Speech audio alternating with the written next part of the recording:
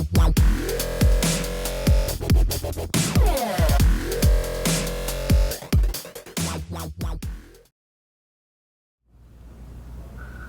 is Bill Bragman with YakGear, and we're going to show you how to rock rig an anchor and also do add a rope. When you're rock rigging your anchor, the reason you're doing it is because occasionally your anchor will get stuck on something like a stump or a rock, and if you have attached your anchor at the front of the anchor, the more you pull, the more you will actually lodge your anchor underneath the obstruction. When you're rock rigging, you connect your anchor line or your rope line to the back and then over the front. You use a zip tie over the front. When you're trying to release your anchor, you get right on top of it, pull hard, the zip tie will break, and then how the anchor is connected will allow the anchor to be pulled up from underneath the rock or the tree stump. So we're going to go ahead and rock rig this anchor. I have 30 feet of rope. I normally fish in about 5 to 8 feet of water. Because of that, I really only need about 15 feet of rope at any time. You always want to try to keep a 3-to-1, at the most 4-to-1 ratio. I do find some anglers say that they like 50 to 100 feet of rope, but if they're only in 5 feet of water, sometimes it makes it difficult to re-wrap it on their kayak.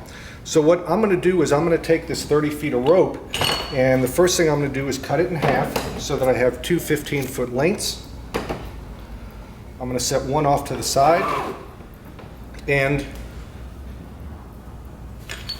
I'm going to start off by taking a piece of shrink wrap that comes with all of our anchor kits, and I'm going to put it on the end, thread it through, and then I'm going to put it through the end of the anchor, wrap the rope over. Our anchor rope kits also come with hog rings, and so you put your hog ring in your pliers, and it's easier if you'll put it in the little teeth grip area, and then crimp your rope tight, closing off the loop.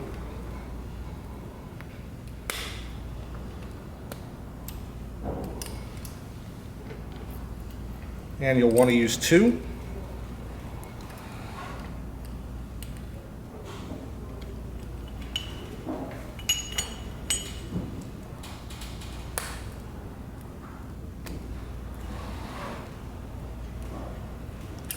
Make sure they're crimped hard. You'll go ahead and slide the shrink wrap. Even though the hog rings are galvanized,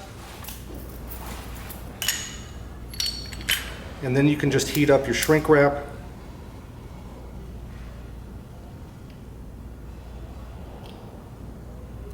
And seal it down. The next thing you'll do is you'll run your rope along the top of your anchor.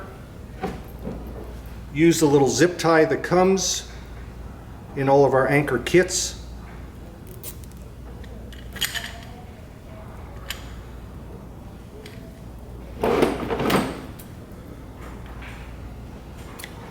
And trim it down. One thing we also do is, because now you have two 15-foot sections of rope,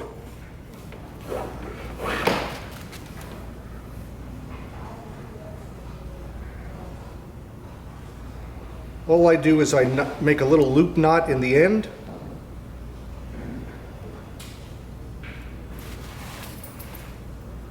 Seal off the nylon.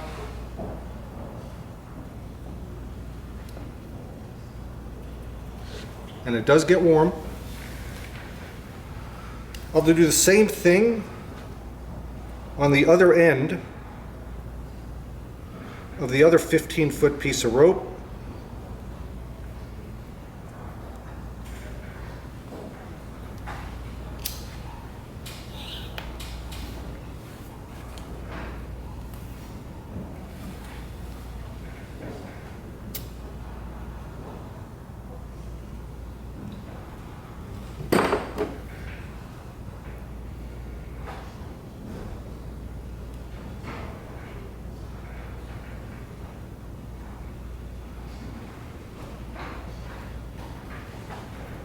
Now this is called add a rope, because what will happen is, if you're in a situation where you have now all of a sudden you're in 10 to 12 feet of rope, you take one loop from the excess piece of rope, which you usually carry in your milk crate, thread it through the loop in the original anchor line, which is only about 15 feet long.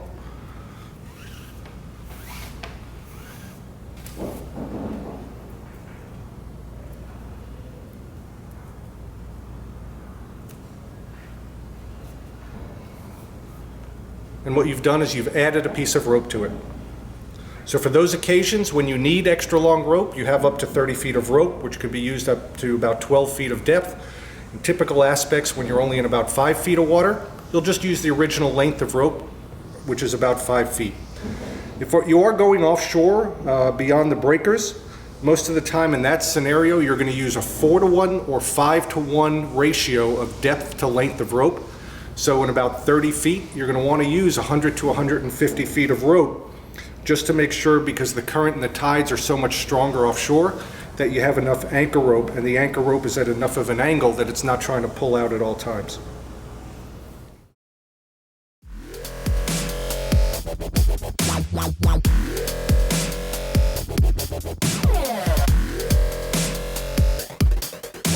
Wow.